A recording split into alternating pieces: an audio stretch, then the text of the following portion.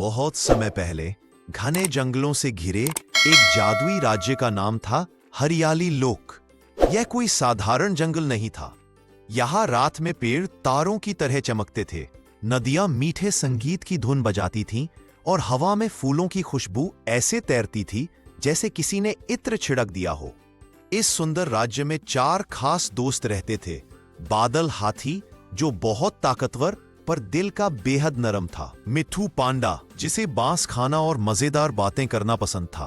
तारिका हिरनी, जो तेज दौड़ती और सबसे समझदार थी। झनक ज़ेब्रा, जो अपनी काली सफेद धारियों पर बहुत गर्व करता था। चारों हर दिन साथ खेलते, बातें करते और जंगल की खोज करते।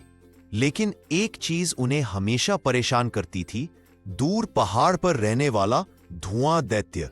कहते थे वह जंगल को अंधेरे में बदल देता है और हरियाली को जला देता है। एक सुबह की अजीब शुरुआत। एक दिन सूरज जब हल्का सा उगा ही था, तभी जंगल में अफरा तफरी मच गई। पेड़ अपनी पत्तियां गिराते जा रहे थे, नदी का पानी धुंधला हो रहा था और हवा में काला धुआं फैलने लगा था। तारिका बोली, यह धुआं दैत्य की करतूत है।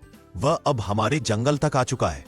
बादल ने चिंतित होकर कहा, अगर हम अभी कुछ नहीं करेंगे तो हमारा हरियाली लोक नष्ट हो जाएगा। चारों ने तय किया कि वे दैत्य से बात करेंगे, उसे रोकने की कोशिश करेंगे, चाहे कितना भी खतरा हो। जंगल बचाना जरूरी था।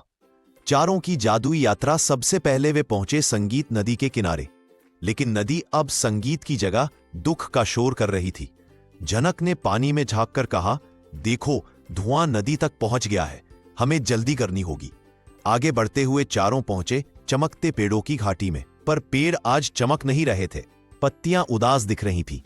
मिट्ठू ने एक पेड़ से पूछा, क्या हुआ?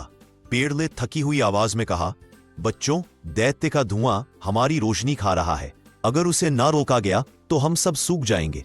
दोस्तों का हौसला और बढ़ गया।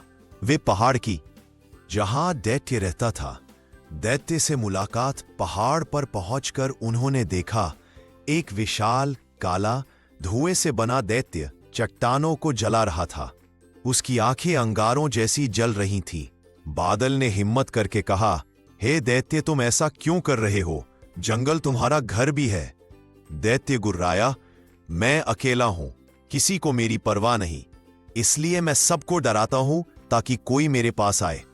तारिका आगे बढ़ी और बोली, डर से कोई दोस्त नहीं बनता दैत्य जी, प्यार से बनता है।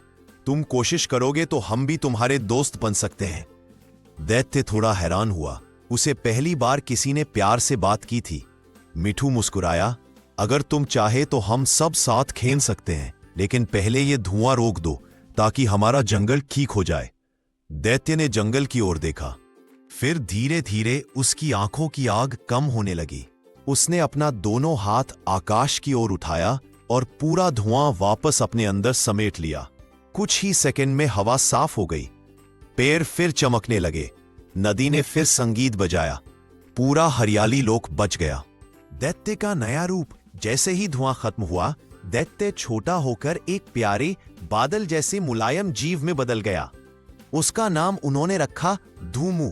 धूमू भावुक होकर बोला, मुझे माफ करना, मैं बस दोस्त चाहता था, लेकिन मैं गलत रास्ते पर चला गया। बादल ने हंसते हुए कहा, गलतियां तो सभी करते हैं, लेकिन सुधार लेना बहुत अच्छी बात है। अब धूमू हर दिन जंगल में बच्चों जैसे खेलता, बादल बनकर बारिश करता और पेड़ों को ठंडक देता। चारों दोस्तों ने एक नया साथी पाया और जंगल ने अपनी पुरानी खुशबू वापस पा ली। कहानी की सीख, डर और गुस्सा कभी दोस्त नहीं दिलाते। प्यार, समझ और दयालुता ही दिलों को जीतते हैं। कभी भी किसी की परेशानी को समझने की कोशिश करनी चाहिए, क्योंकि हर गुस्से के पीछे कोई ना कोई दर्द छिपा होता है।